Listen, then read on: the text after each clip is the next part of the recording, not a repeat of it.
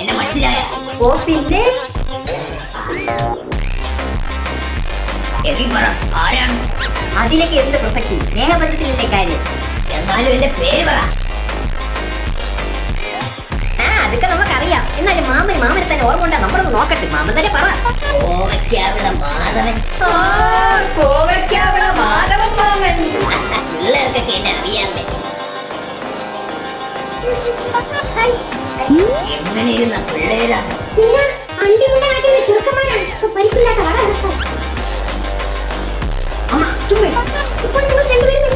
ഞാൻ ഡെയിലി ശുക്ർ ബർഗറുമായി ഇന്ററാക്ട് ചെയ്യാറുണ്ട്. ജോലി തുടങ്ങിയിട്ട്.